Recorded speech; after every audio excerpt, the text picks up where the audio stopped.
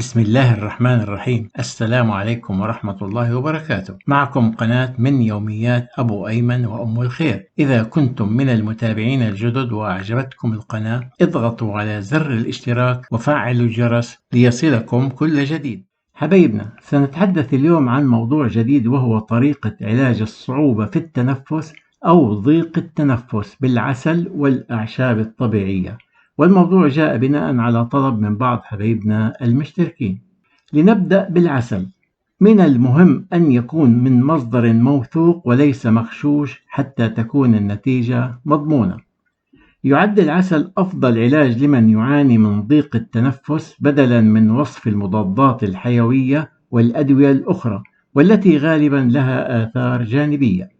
فتناول العسل يعالج ضيق التنفس حيث أنه علاج فعال للعديد من المشاكل المتعلقة بالسعال والبرد والتنفس والتهاب الحلق وانسداد الأنف والاحتقان ومشاكل أخرى من هذا القبيل، لأن العسل مليء بالمركبات الطبيعية التي تساعد على تكسير البلغم وتهدئة رئتيك.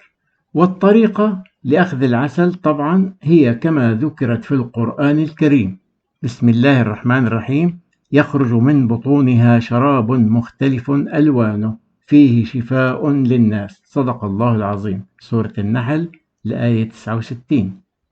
لذلك يفضل شرب العسل مخففا بالماء على الريق كما كان يفعل الحبيب المصطفى صلى الله عليه وآله وسلم. أما إذا تيسر شرب العسل على الريق بماء زمزم فإنه الدواء الجامع بإذن الله تعالى، والبلسم النافع لكل داء والوقاية من كل وباء. ولتحضير ذلك يكون بملء ملعقة كبيرة من العسل مع كوب من الماء الدافئ وليس الحار، فالحرارة تفقد العسل بعض من فوائده أو خواصه. والكوب حوالي 200 ميلي مع التقليب حتى الذوبان الكامل، مع التحريك أو التقليب حتى الذوبان الكامل للعسل في الماء، ويؤخذ على الريق أي قبل تناول الإفطار بساعة على الأقل، ويداوم على ذلك يوميا. هذه أفضل الطرق وأسرعها للتداوي بالعسل، وقد يحتاج المرض إلى مواظبة من قبل المريض حتى يشفى ولو طالت فترة العلاج، حيث أن الأمراض تختلف بحسب نوعيتها وقوتها ومسبباتها، هذا فضلا عن كون العسل مادة غذائية قيمة تحتوي على الفيتامينات والأملاح المعدنية والأنزيمات والخمائر ومواد أخرى لا غنى للجسم عنها. هذه الجرعة كافية إن كانت للغذاء أو للوقاية أو لعلاج الأمراض، إلا أنه في بعض الأمراض قد نحتاج إلى تكرار الجرعة 2 أو 3 مرات يوميا، ويستحسن أخذ الجرعات قبل الأكل بساعة أو بعده ب3 ساعات. وطبعا شرب العسل مفيد في علاج أمراض كثيرة. أما الأعشاب فينصح بالأعشاب الآتية وحسب طبعا المتوفر لديك. أولا الشمر.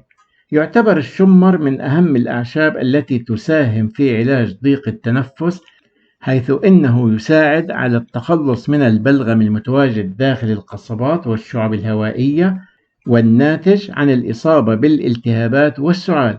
ويتم تحضير مشروب الشمر من خلال نقع ملعقة صغيرة في الماء المغلي لمدة 10 دقائق، وبعدها يمكن إضافة القليل من العسل إليه. ثانيا الجنكة.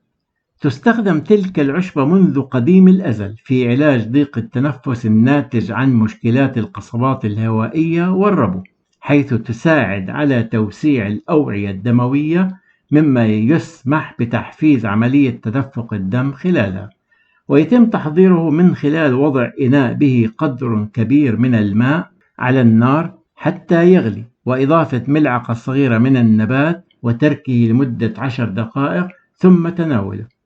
ويمكن أيضا الحصول على الجنكة كمكمل غذائي، حبوب أو كبسولات، ويوجد في القناة فيديوهات حول ذلك يمكن الرجوع إليها لفوائدها الكبيرة، وأيضا التعرف على محاذير ومخاطر الاستعمال.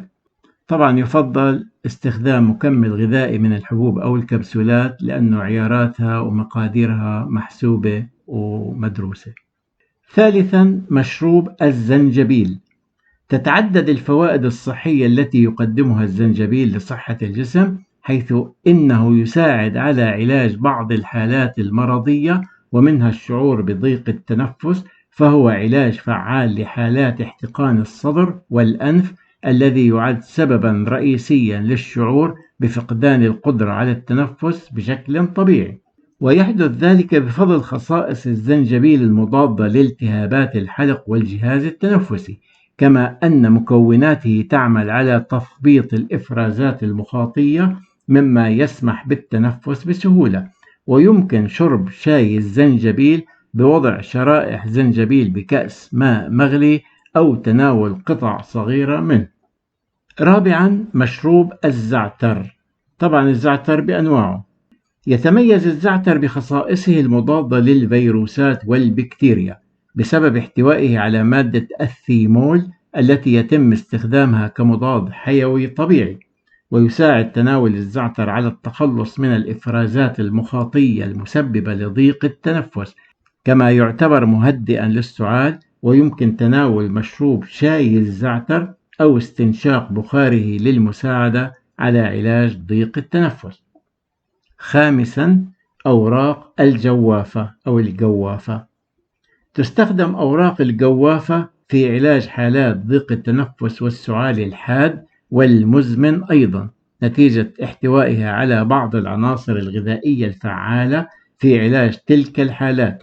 ويتم تحضير مشروب أوراق الجوافة عن طريق نقعها في الماء لفترة ثم غليها قليلا وتناولها، والكمية بمقدار ملعقة صغيرة لكل كوب من الماء.